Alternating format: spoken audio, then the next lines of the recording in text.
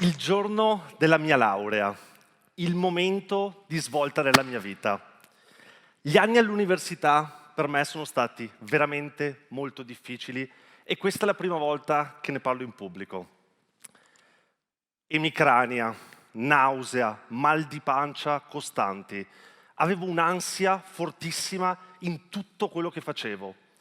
Pensate che non ho preso treni e aerei per più di 10 anni e ho perso il conto delle visite che ho fatto in ospedale.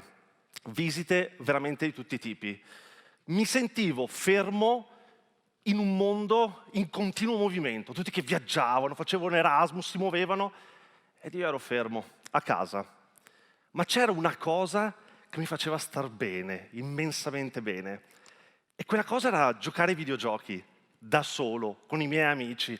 Mi piaceva tantissimo. E poi quando c'è stata l'opportunità di scrivere una tesi di laurea, mi è venuta un'idea. Donare senza spendere, giocando con i videogiochi.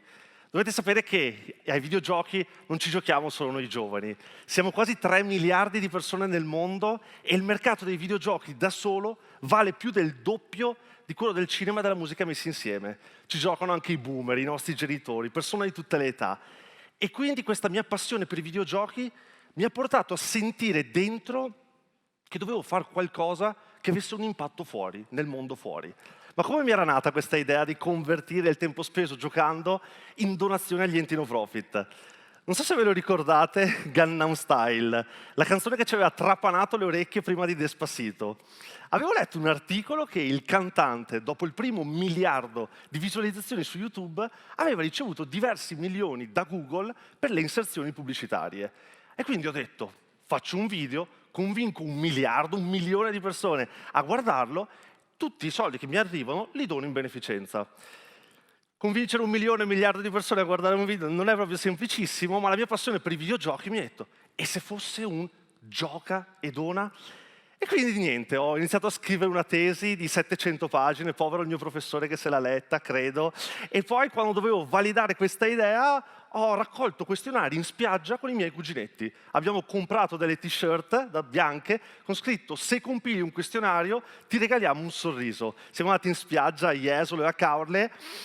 Erano circa 30-40 gradi, ma i miei cuginetti di 12, 13, 14 anni erano felicissimi e continuano a chiedermi di andare in spiaggia a regalare sorrisi in cambio di questionari della tesi quando ormai mi sono già laureato da qualche anno. E voglio tornare proprio là, al giorno della mia laurea, il momento in cui sono uscito dal caos esistenziale. Quale sarà il mio futuro? Cosa faccio adesso? E sono entrato nel caos, volutamente, imprenditoriale. Cioè ho un'idea, voglio salvare il mondo giocando con i videogiochi. Sì, ok, ma com'è che faccio? E subito dopo essermi laureato, la prima frase che ho letto è quella di Elon Musk, fondatore di Tesla, che dice fondare un'azienda è come masticare vetro guardando l'abisso. E ho detto, e vai, si parte alla grande. Ed è proprio lì che subito mi rendo conto di cosa, che l'idea, sì, era bellissima, avevo un 110 lodi in economia, un bel sorriso, 32 denti, ma questo non bastava per fare un'azienda, qualcosa che potesse spiccare il volo, perché l'idea, mi sono reso conto subito, era l'1%, era un pezzettino del puzzle, c'era bisogno di qualcuno che mi aiutasse. E quindi inizio a raccontare l'idea a destra e a manca, ed è lì che un giorno mi scrive un un giocatore di basket come me, al liceo come me, scientifico, mi dice ciao, io ti voglio aiutare, non so come, ma ti voglio aiutare. Piccolo dettaglio, quella persona, Matteo, è un ingegnere aerospaziale e quindi io in quel momento, sì, pensavo prima o poi di fare uno Space Invaders o un gioco nello spazio, però diciamo che non dovevo come Elon Musk volare nello spazio. E quindi dico, vabbè, senti, sai cosa ti dico? Proviamoci. E quindi partiamo, sviluppiamo i primi giochi. Questo è il primo gioco con la mia testa che ha preso un sacco di botte sui tubi, ma siamo partiti e poche settimane dopo ci arriva la chiamata dalla Silicon Valley. E noi diciamo, oh mamma mia, dall'America ci chiamano. E quindi facciamo una raccolta fondi, non volevamo andare a chiedere i soldi al paparino, abbiamo detto proviamoci, facciamo qualcosa, una gamification nella raccolta fondi e quindi con 20 euro eri un king, ti facevamo un video, con 50 euro eri un campione, ti mandavamo una cartolina. La raccolta fondi va benissimo, abbiamo migliaia e migliaia di condivisioni e salpiamo per l'America. Per me è stato un sogno incredibile. Pensate, era 10 anni che non prendevo un treno, un aereo e mi sono trovato lì a mettere piede in America è stato qualcosa di straordinario, che l'avevo sempre sognato.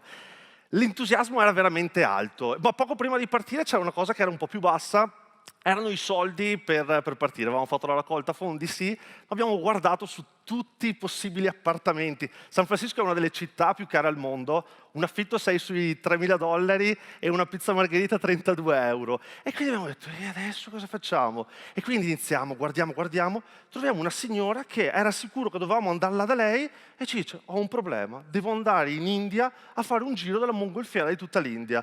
E ho bisogno di qualcuno che mi badi al gatto. E noi lo facciamo subito noi, facciamo cat sitting, però ci devi fare uno sconto del 60% sulla casa. E lei dice, beh, va bene. E quindi badiamo a BC, che l'ultimo giorno scopriamo che BC stava per Black Cat, gli davamo da mangiare la mattina, ma poi scappava. E quindi entriamo in America, è un sogno e ci rendiamo conto fin da subito che c'era bisogno di creatività e intraprendenza in quello che dovevamo fare.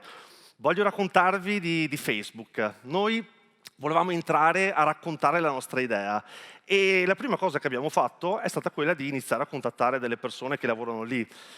Non abbiamo avuto nessuna risposta. Abbiamo provato a presentarci alla reception dicendo ciao, siamo dei ragazzi italiani, abbiamo una startup di gaming, vogliamo? Ci hanno detto no ragazzi, quella è la porta, uscite. Stavamo uscendo, mettiamo il piede fuori e troviamo un telefono per terra. E diciamo, ah vabbè, saranno dei telefoni dei dipendenti. Lo prendiamo, lo stiamo per consegnare alla reception e in quel momento pensiamo, aspetta, ma l'unica cosa che si può fare con un telefono bloccato con il PIN è fare un video. Quindi lo prendiamo, ci facciamo un video e diciamo ciao, siamo i ragazzi che ti hanno trovato il telefono per terra, se vuoi sdebitarti con noi, facci entrare in Facebook e facci parlare. Nessuna risposta, nessuno nei giorni successivi, settimane, guardiamo il telefono e vediamo che c'era una foto di noi fuori che abbiamo detto, beh, è simpatica, c'è il nostro sorrisino, e diciamo, facciamo un esperimento, proviamo a caricarlo su un altro social, LinkedIn, e diciamo, facciamo questo esperimento di, vuoi vedere se mettendo like a dei ragazzi che fanno il simbolo del like fuori l'azienda dei like, il post possa diventare virale e vuoi che non becchiamo uno dei 10.000 dipendenti nell'headquarter a San Francisco?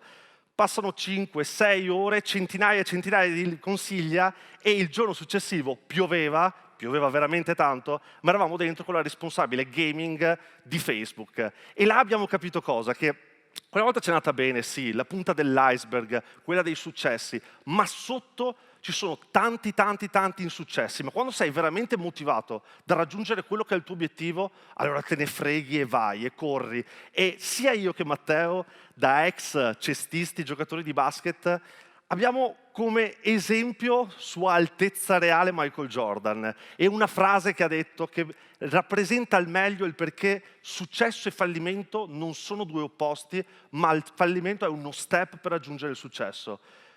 Jordan dice, nella mia vita ho sbagliato più di 9.000 tiri, ho perso quasi 300 partite, 26 volte i miei compagni mi hanno affidato il tiro decisivo e l'ho sbagliato, ho fallito molte volte ed è per questo che alla fine ho vinto tutto.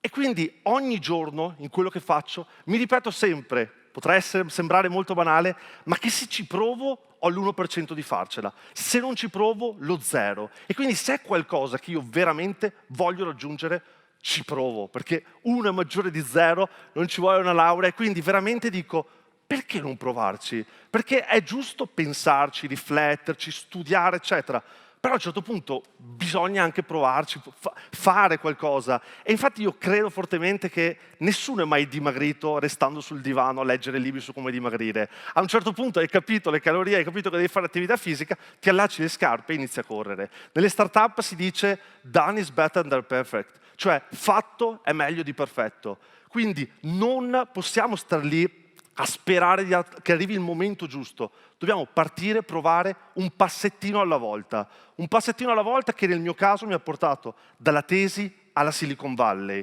ma che comunque anche durante il mio caos esistenziale mi ha permesso di uscire e ripartire a prendere treni e aerei. Perché io abito in un paese che si chiama Paese, per la fantasia, e le prime volte che volevo ripartire a viaggiare non ho detto subito faccio Paese San Francisco, ho fatto Paese Treviso in treno, 4 minuti. Le prime volte non andava per niente bene, ma io ci provavo, ci riprovavo, poi quando è andata bene Paese Treviso ho fatto Paese-Venezia, 29 minuti regionale veloce. E lì, le primissime volte non andava a venire, però poi ci provavo, finché poi ho fatto Paese-Milano, Paese-San Francisco. Quindi è stata un'emozione straordinaria, ma che non è arrivata da un momento all'altro. È stato un passo, e come ascoltavo sempre un discorso motivazionale, ogni volta che facevo questo tentativo di Al Pacino nel film Ogni maledetta domenica, dice 1 centimetro alla volta, quando alla fine andrai a sommare tutti quei centimetri, vedrai la differenza tra la vittoria e la sconfitta. Quindi veramente un passo dopo l'altro. Ora voglio chiudere dandovi una mano con 5 consigli che credo siano molto importanti per agire. Il primo, l'ho vissuto nella mia pelle, ve lo consiglio veramente, trovare un compagno. Da soli è veramente difficile. Nella buona e nella cattiva sorte, avere qualcuno che ti può aiutare è davvero importante, perché a vincere non sono le idee, ma le persone. Se io 17 anni fa avessi avuto l'idea di creare un social dove quando una persona metteva un contenuto interessante, metteva un pollicione alto, non è detto che sarei riuscito a creare Facebook. Quindi le persone come prima cosa. La seconda, siate curiosi di ascoltare qualcuno, che sia un amico, un parente, un mentore, qualcuno che vi possa dire come fare quella cosa. Spesso non agiamo perché abbiamo la paura di sapere cosa può succedere e quindi confrontarci con qualcuno che quella cosa l'ha già fatta ci può aiutare molto. Nelle startup a noi dicono sempre che dobbiamo correre, ma ogni tanto è giusto fermarci per confrontarci con qualcuno, perché ha poco senso correre velocemente se si va nella direzione sbagliata.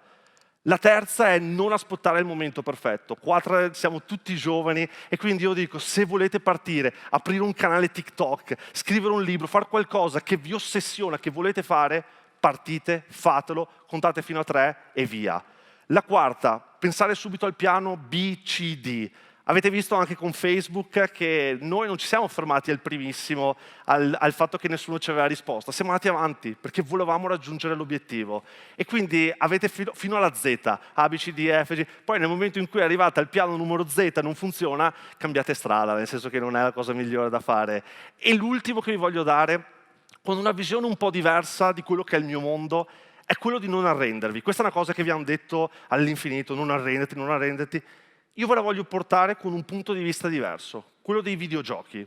Quando giocate a un videogioco, fate una partita e magari il primo livello vincete subito, ma quando inizia a essere il quinto, sesto, settimo livello, non è proprio semplice vincere subito, quindi fate una partita, perdete, fate una partita, perdete. E quindi c'è questo fallimento che viene accettato nel mondo virtuale, meno nel mondo reale, ma che è normalissimo nel mondo dei videogiochi. E provate a pensare a un gioco dove ogni volta che giocate vincete sempre. Che noia. Quindi veramente il mondo dei videogiochi a me ha insegnato che non bisogna arrenderci, che bisogna provare e che con questi 5 punti io spero veramente di avervi dato 5 consigli pratici. Spero di avervi dato una mano e spero che voi ora possiate afferrare questa mano davvero per correre, per non star fermi e ricordarvi che comunque vada, ne vale la pena. Grazie.